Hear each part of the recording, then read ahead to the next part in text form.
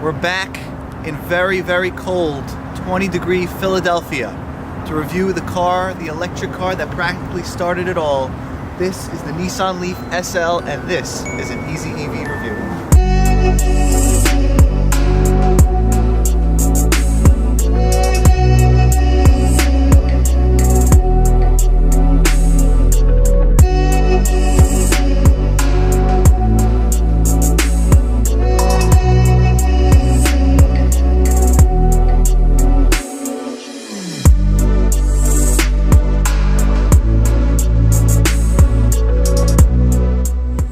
Let's talk about charging with this Nissan Leaf. It's going to get 150 miles on a full charge. So if you have a 120 volt charger, which is your regular home charger, that's going to be 16 hours to get to a full charge.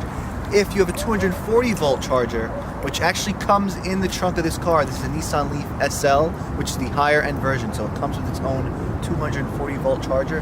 That'll take about 6 hours. Then if you want to go higher than that, if you take it to a DC fast charger, which are a dime a dozen these days all over the place, especially on the Northeast, it'll take about 40 minutes to charge with a DC fast charger. So that's really, really impressive. Let's talk about the exterior of this Nissan Leaf. Now, it starts with these front lights, right? They look great. This is always on. This kind of light, this line over here, always on when you're driving, even during the day. Now, if you know the old Nissan Leaf, this looks 100 times better than that. Nissan did a complete overhaul of this car, and it's a very hot car specifically. I mean, they sell, I think, one every 12 minutes in Europe.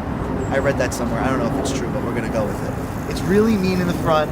It doesn't look like a hatchback, even though it is, which is pretty crazy. The charging area is right here in the front, so you just pop that open with the key. Really easy. So like I was saying before, it's a really sporty car. Even the wheels are sporty, and there's no mistaking. Nissan wants you to know that it's zero emission because it literally says it all over the car. I don't mean that in a bad way. I mean it kind of in a good way, because look, if you're driving this car, you want to save the planet, and you want people to know it too. If we come to the back of the car, look, if you watch some of my other reviews like the Honda Clarity, you'll know that I don't like some backs of cars. But this is a hatchback, so we're going to treat it that way. And you know what? It actually looks pretty great.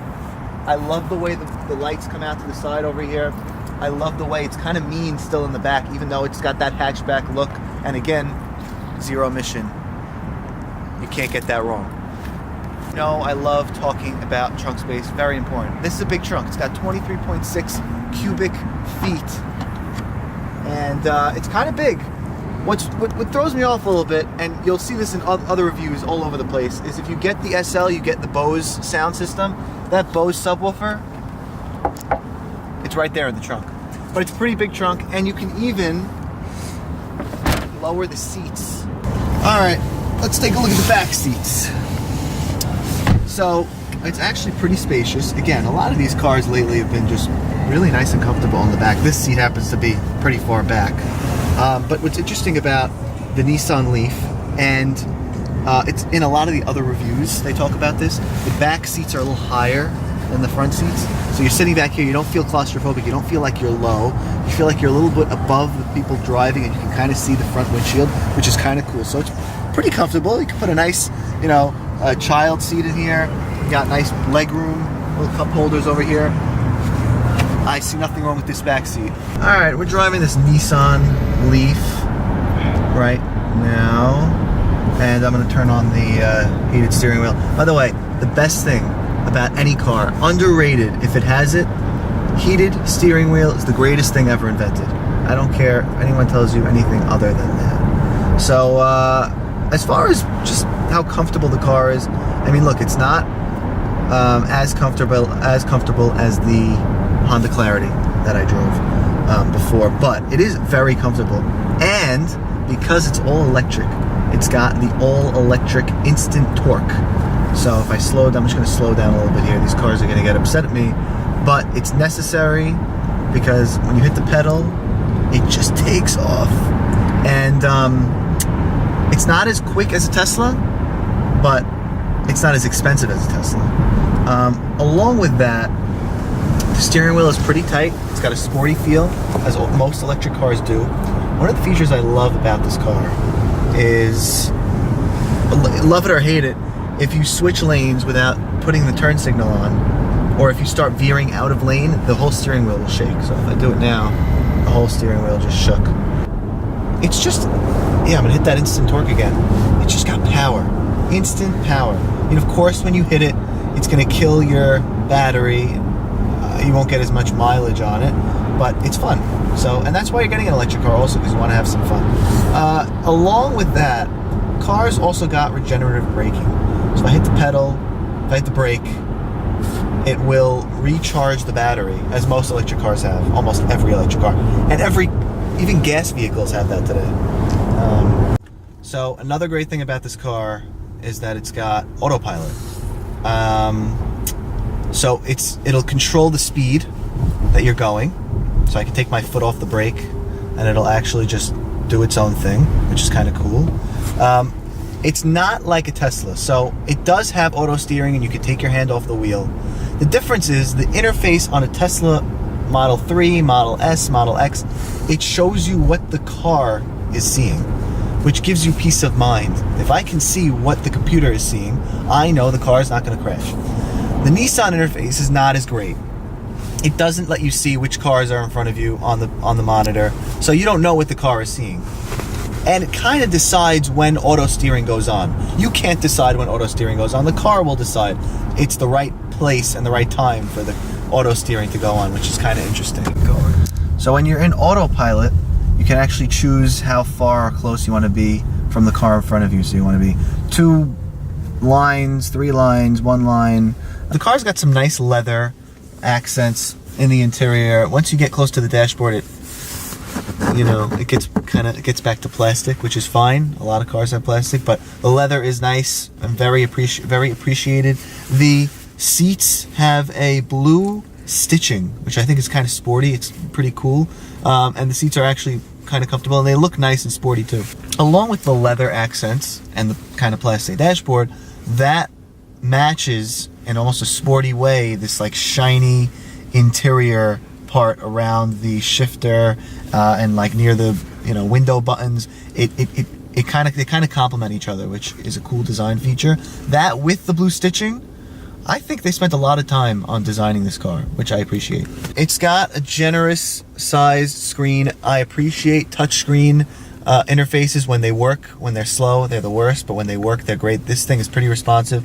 In addition to, Bluetooth audio, aux, iPod, Sirius XM, you also get full turn-by-turn navigation. Now, you don't need that because this car also comes with Apple CarPlay and Android Auto.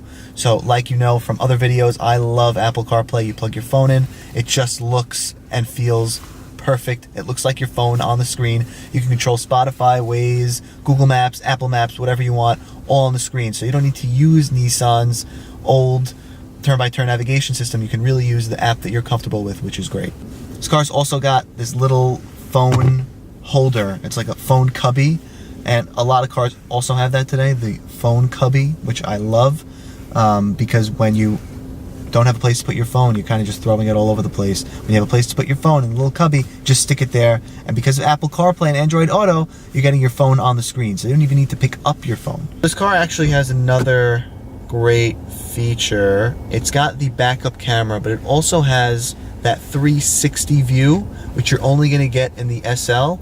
But when you're backing up or you're trying to fit into tough spots, this thing is ideal. I mean, you just get to see everything around the car. I don't even need to turn my head. One of the things that a lot of electric cars have is e-pedal, which I'm going to turn on right now. And what it does is it kind of makes the car act like a go-kart. So you put your foot on the pedal, it'll go. You take your foot off the pedal, it stops completely. So something I'm not loving about this car, you can move the steering wheel up and down, right? You can lock it in, but you can't move it in and out. So if I like to sit far back in a car, I can't move the steering wheel closer to me. I don't know why they did that, but it's not a great feature. It's not a great design feature, and it's kind of bothering me. All right, let's price out this Nissan Leaf. So this is the SL model, and it's going to start around $37,000. What that's going to get you is the surround backup camera, the Bose surround sound system, which sounds pretty good. Along with that, that's going to get you the 240 volt charger that comes in the trunk. That's a big upgrade. It's also going to give you blind spot assist along with that. If you want to get the tech package, which will give you ProPilot Assist, which is that auto drive, that like autonomous driving features, a lot of those features come with the tech package. That's going to add only another $650 onto it. So you're looking at around $38,000 total for the car, which is not bad for Autopilot and a lot of the great features you get. Now, depending on where you live, most places around in the country, you can get federal incentive $7,500 off, which takes a big chunk of the price off. All in all, great value, great price for an all-electric car you're not going to find anywhere else. This has been another Easy EV review, this one of the Nissan Leaf SL. So my rating for this car, and by the way, these are my ratings, not the Easy EV company as a whole, but my rating for this car is an 8 out of 10, which is a great number. And that's really for the value you're getting versus the price, and the fact that it's all electric helps, and the fact that it has ProPilot Assist, which is basically that autonomous driving feature, which is great. And it's only $650 add-on, and that guy just cut me off, but it's fine because it's an electric car, it's all good. So follow us on Facebook, and you can't follow us on Facebook. Like us on Facebook, follow us on Instagram, follow us on Twitter at EasyEVLife. This has been another Easy EV review.